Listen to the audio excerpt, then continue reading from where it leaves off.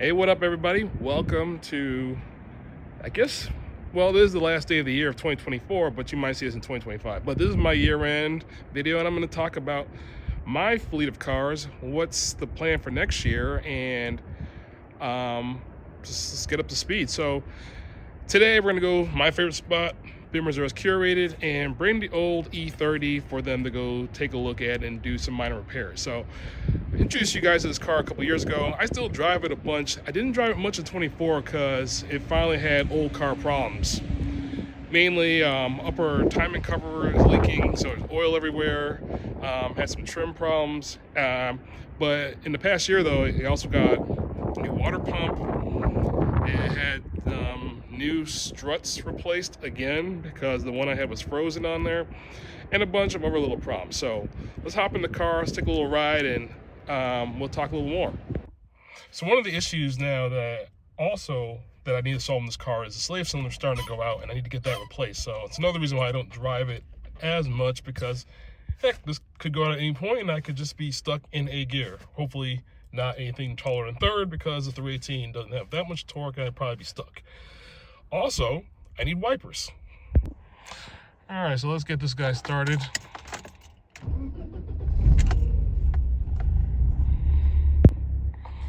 So like I said, need wipers. As you can see here, this car's running, everything is okay. Always starts. I'll never front this car out for not starting. This M42 engine is a beast. All right, arriving at Napa now to get some wipers for the E30 and hopefully be able to see a little bit better. And what's funny is, during this particular winter time where I'm here in St. Louis, we've had more rain in this month of December than I can remember. So yay for climate change, wherever you land on that. So the E30 uses 20-inch wipers across the board, so I'm trying to figure out how much I want to spend on wipers. Doesn't seem like a thing that should be much debate, but you have a wide range from the Napa brand all the way to these other brands, which cost varying amounts of money, and I think I'm gonna go for something in the exact middle, because why not? So that lands me here. So there's no review here. 30 bucks each for some wipers, but that's the middle, because they get a little bit more expensive, $40 and more. So these will have to do, and they're 20 inches each, so let's go. All right, wipers in hand.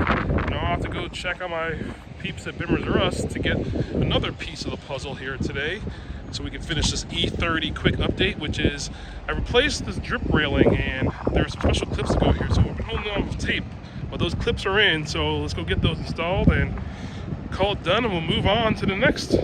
So we're here, it's New Year's Eve. Coben's putting the clips on.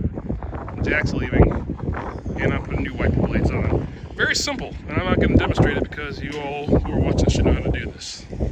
So we're in the 318, driving it, and for 2024, this remains one of my more reliable cars. Like I said earlier, it had a water pump failure that had to be changed. It does have a major oil leak coming from the upper timing chain cover, but outside of that, it's good and it remains fun. You know, the M42 engine in here just seems to be great. I mean, it's low power, 138 horsepower when it's new. It probably isn't even that much now, but still a fun car to drive. And going into 2025, I'm hoping to get more of the suspension bits in this replaced, and hopefully take it to one of these E30 or classic BMW festivals somewhere. So anyways, moving on, we're gonna go to the next car, and I will pop back up there in a second. All right, so this brings us to the 2003 Mini, which started off as the world's cheapest running and driving Mini, it still is, and one where I was really taking a very low-cost approach to getting this together. However, Hagerty this year, with their bull market, announced that the first gen, the R53 Mini Cooper S, is on their bull market list. It all of a sudden sprung me into we should really get this going properly. So I'm not going to undo what I've already done with the cheap coilovers and other stuff like that, but I will take more care and more of it, and getting more of this car finished. So some things that I was working through this past year that I haven't gotten to is the electrical gremlins. So I've got most of them solved, but there's still a weird one that's going on. I'll demonstrate here shortly. But we've got a lot of things accomplished. We got the brake lines replaced. We got the interior put back together.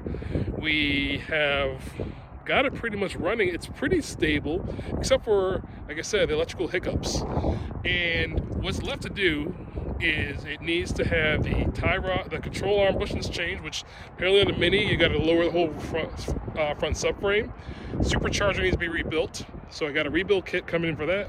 And the little mods I want to do, which is the 15% pulley on the supercharger. So hopefully I get all that done in 2025 and get all this type of work completed and get this car going. But let's go for a little ride and we'll talk a little bit more about it. So like I said, the interior is put back together. You know, we had the missing glove box, kick panel wasn't there. Got everything all looking semi-decent in here. I mean, it's not bad for a soon-to-be 22-year-old car. It's got 231,000 miles on it. Everything works except for there's no AC still. The heated seats do work now, and we got a couple of electrical problems. So let's go for a little ride and see if I can show what's going on. So as you can see, the check engine light's on, and this seems to be some sort of side effect where the car glitches out for a second, and you'll get a traction control light and check engine light. The check engine light eventually goes away and it's all good, but I don't know what's causing it. I don't know what the short is, but it could be related to this next problem. And we'll see if the car actually does what I think it's gonna do. So this car, if you take it all the way to the red line, you see how everything just kind of freaks out and lights come on. And right now I have no power steering. And of course this car is electric power steering, so it eventually comes back, but something causes it to trip out once you get into a high rev territory. So I need to figure that out, and if anybody knows these cars and knows what might be causing that, please let me know. So also you can see in the interior, still got to do the headliner. We'll get to it. But this car, let's talk a little bit more about it. I never actually went out to be a Mini person. I wasn't one. It just happened to be a car that my uncle was interested in, and I bought it for him because he was wanting to do a project car. Well, anyways, as things happen, I end up with the car, and I decided to go take on the project myself, and I gotta admit, I've kind of fallen in love with the car. It's just fun, it's quirky, and I don't think they're as terrible to work on as they might seem. Yes, everything's tight and compact. You gotta do stupid stuff like lower the front subframe to do stuff, but if you really look at it, everything is within reach if you have the right tools to do it. It's not that complicated. So 2025, I'm hoping to get this wrapped up and completed and be able to just enjoy the car and for a little while, and maybe I'll sell it, maybe not, but for now I'm just enjoying driving my little personal go-kart. And like clockwork, there is the traction control light, but anyway, I'm just gonna interstitial this somewhere, but I just wanted to show that. Exterior wise, the Mini has been in decent shape. It's not perfect, and I didn't expect it to be, but I'll try and wrap up stuff like missing pieces like that, get this tape off. I did have to change this window regulator here this actually just this past month. And then finally, and you can probably see if you got a 4K screen that I've done some work back here to get rid of the rust. This is my own fiberglass work. It's not great at all. I'm not even gonna get close to embarrass myself and change the rear taillights, but I'm planning on going back over this again when spring comes around and try my hand at making this a little bit better, and that'll be it. And that's the Mini, guys. Okay, and now on to this guy, my 2008 Porsche Boxster S. What have I done in the past year? I changed the oil. Each year I have plans of what I want to do. There's a fast speed exhaust kit I'd love to put on here. There's the GT3 throttle body and plenum kit for this car, and of course the tune that is available for it. And each year the other problem children get in the way of that, and I haven't gotten to it. But nevertheless, we'll still go for a little ride and talk a little bit more about why I still have this car, why I enjoy this car, but why I might possibly get rid of this car in the near term. So let's go for a ride. All right, so we're in my Boxster, and anytime I drive this car is a good day. I mean, I typically do not drive it during this time of year, but for this video, I have broken out in this 42-degree weather to drive it. Not the ideal conditions considering the tires that I keep on here. I keep summer tires on here. A lot of my Porsche friends do switch their cars out to all seasons. I don't, because I typically don't drive this car during the winter, because this car is really meant to be driven from the top down. And while it is comfortable and cozy in here with the top up, I just prefer to just keep it parked during the winter. But with that said, I do love this car, and which makes it hard for me to say the next thing. I'm actually thinking about moving on from it. Now, not for reliability reasons, this car has been really good, actually. Outside of the cylinder wall scoring issue, which I had in the beginning of ownership of the car, this car has been very, very durable in terms of the interior quality. It's been very trouble-free. I just changed the oil. I did my own brakes on the car. My car is really relatively easy to work on. It sounds great. It has a nice, smooth manual transmission, but that's what leads me to why I might possibly move on. So two things. I mentioned convertible and the manual transmission. So the manual transmission is great. However, I've been tracking this car, and I don't track this car enough to be great at heel-toe action and those type of things you need to do on the track to be really good about going around. And the PDK, I've driven one.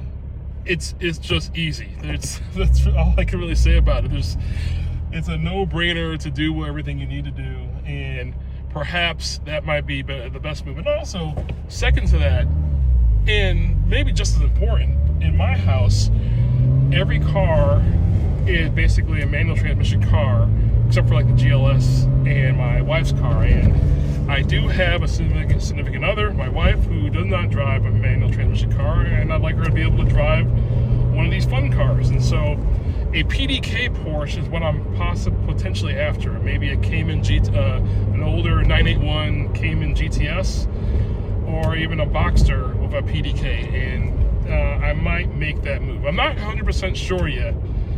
And the second reason why I say Cayman is my wife is an owner, has long hair, and convertible, long hair, humidity, none of that stuff mixes, especially when you are melanated folks like we are. So those are some of the things I'm thinking about. But outside of that, this car has been wonderful, and I would definitely recommend this to anybody. This is an excellent car. It's an excellent low-cost Porsche, and you get all the nice sounds. The flat six engine, it sounds great in here. It's not going to be as fast as a modern Porsche, but it is just as fun around the track, and I can't say enough good things about it. It's just a great car. So that was the Porsche. You know, it is what it is. It's reliable. It's good. And that brings us to the final piece, well, somewhat final piece of the cars you guys know about. My family's truckster, the GLS550. And we just talked about it in a recent review, but we'll go over it real quick one more time. This is my twin-turbo V8 rocket ship of an SUV that I've used for road trips, hauling the family around, people come to visit. And again, like the other car, like the Porsche, the only thing done to it this year was an oil change, which is thankful because the cost of ownership of the car has been pretty high. You know, I've had to do a radiator replacement already on it. Air suspension has been done.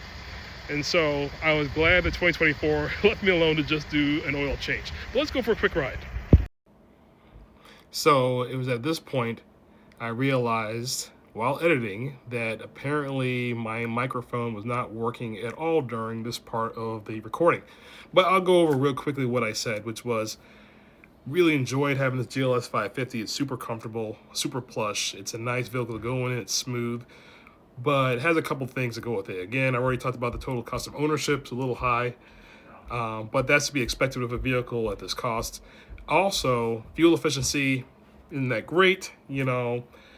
And finally, with this world of where I'm trying to investigate EVs, this might be the candidate to move because I don't really have family coming to visit where anybody would want to ride with us. It's really just my wife and I and our dog, and we have one of our kids still living with us as we have adult kids. So its utility or use for us is minimal. And it's a little too nice for really doing some of the stuff I do, which is haul stuff around for my yard and stuff. But for some of my side work, it still comes in handy, as I'm a professional photographer and I use this vehicle to take clients around. So that's probably the reason for keeping it, but not necessarily an overwhelming reason for keeping it. But I do enjoy it, and when you just want to come in and just lazily drive and just be relaxed, there's no better vehicle. But that's about the sum of what I'm saying and all here, and we'll cut back into the next car. So that's the GLS550. We're back home, and that's the end of the update of all the cars that belong to the DontBeKurt family here. And each of them has a story. Each of them are in various states of disrepair or needing some continued modifications, but I like them. And I wouldn't be completely honest if I said this is all of them, because this past year we started a new project, and I have a video I've been working on to get this out to talk about this, but I haven't got it out yet. But we're going to introduce this car now anyways, and this is my 2001 330i 5-speed manual, and it's had a bunch of work done to it so far, and we'll be digging into how I got it, what all it needs to be done to it, and how things go with it. We're not going to do a driving video because we're not ready for that yet, but this will be probably the star of 2025 as we dig in and get this refurbed back into its glory. It's in good shape, and it's been a treat to have so far, and we'll get into it. But guys, thank you guys for those who watched me this year in 2024. I really still hope to hit the 500 subscriber mark. We're not there yet, but hopefully you all can tell more of your friends, get more people to like, subscribe, and watch, and we'll do some more stuff, and perhaps get this Mini on the track, or the E30, or maybe get the 987 modified with a little more engine parts, or turn this into an electric car, or keep riding with it and do some stupid mods like the Wustech like I talked about. Anyways, Happy New Year's, guys. Have a great 2025. Thanks for watching, and we'll be back at it soon. Peace.